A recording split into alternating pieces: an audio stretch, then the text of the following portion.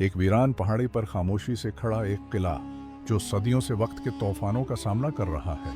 न बिजली न जदीद हथियार, फिर भी अपनी बुलंदी से दुश्मन पर हुक्मरानी करता रहा।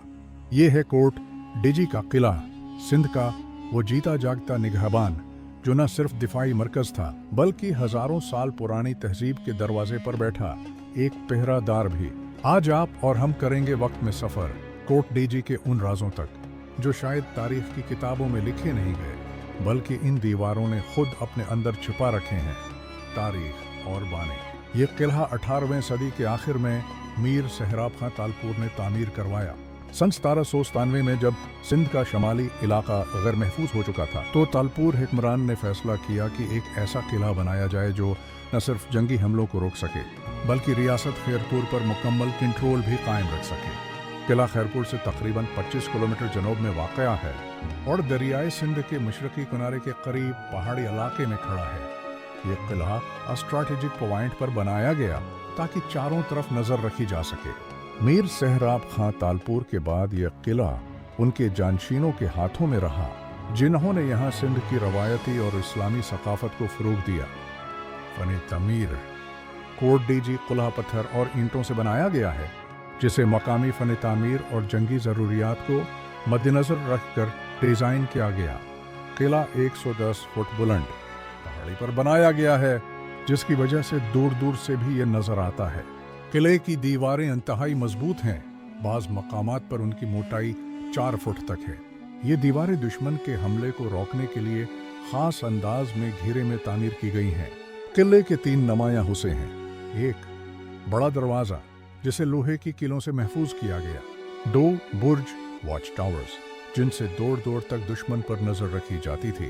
3 तोप खाने जिनमें तालपुर फौज की तोपें नस्ब थीं। किले के अंदरून हिस्से में पानी के कोवें, गोदाम, अनाज रखने की जगह, फौजियों के कमरे और असलहा खाने मौजूद थे। यह किला जंगी ताकत के साथ साथ एक खुद मुख्तार शहर जैसा था। कोट डीजी तहजीब। सबसे हैरत अंगेज बात यह है कि किला सिर्फ 3000 साल पुराना नहीं बल्कि जिस जमीन पर यह खड़ा है वो 5500 साल पुरानी तहजीब का मरकज है। यहाँ पर मौजूद कोट डीजी तहजीब, कोट डीजी सिविलाइजेशन दुनिया की कदीम तरीन तहजीबों में शुमार होती है और उसे महरीन प्री हड़प्पन सिविलाइजेशन कहते हैं, यानी मोहनजोदाड़ो से भी पहले की तहजीब। यहाँ से मिलने वाले आसार जैसे बर्तन, औजार, फसीलों के निशान और तिजारती रास्तों की बाकियात इस बात का सबूत हैं कि ये इलाका एक तरक्की याफ्ता, मुनज़्ज़म और मजबूत सकाफत रखता था। उस तहजीब ने हमें ये सबक दिया कि सिंध सिर्फ तालपुर या कलहोड़ों की ज़मीन नहीं थी बल्कि हज़ारों सालों से यहाँ इंसान ने तमदन, फ़न और दिफा का शूर कायम रखा। किले के राज और कहानियाँ। मकामी अफराद का कहना है कि किले के नीचे खफिया सुरंगें मौजूद थीं जो खैरपुर शहर से जुड़ती थीं। इन सुरंगों को हमले की सूरत में शाही खानदान के फरार के लिए इस्तेमाल किया जाता। कुछ लोगों का ये भी कहना है कि इन सुरंगों में पुराने खजाने दफन हैं जो आज तक दरियाफ्त नहीं हुए।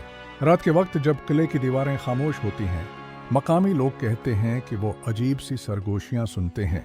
क्या ये सिर्फ वहम है या वाकई कोई प्रासरार दास्तान छिपी है? सियाहत और थकाफत। आज किला डीजी कोट एक तारीखी सियाहती मकाम बन चुका है लेकिन बदकिस्मती से उसकी शोहरत सिर्फ चंद मुहक्किकीन और फोटोग्राफरों तक महदूद है। अगर हुकूमत और मकामी इदारे मिलकर यहाँ सहूलियात फराहम करें तो ये किला इंटरनेशनल लेवल का टूरिस्ट पॉइंट बन सकता है। हर साल यहाँ संधी सकाफती मेलों का एहतमाम भी किया जाता है जिसमें संधी टोपी, इजरक, लोक मूसीकी और सकाफती खाने शामिल होते हैं। ये किला न सिर्फ माजी को महफूज रखता है बल्कि हाल में भी सौर की सकाफत का अमीन है। मौजूदा सूरत हाल बदकिस्मती से कोट डीजी किले की हालत दिन बह दिन खराब होती जा रही है। बारिशों से दीवारें टूटने लगें, सुरंगें बंद हो चुकें और बहुत से इसे शिकस्ता हालत में हैं। अगर फौरी तौर पर मरम्मत और तहफ़्फ़ुज़ का बंदोबस्त न किया गया तो ये वर्षा माजी बन जाएगा।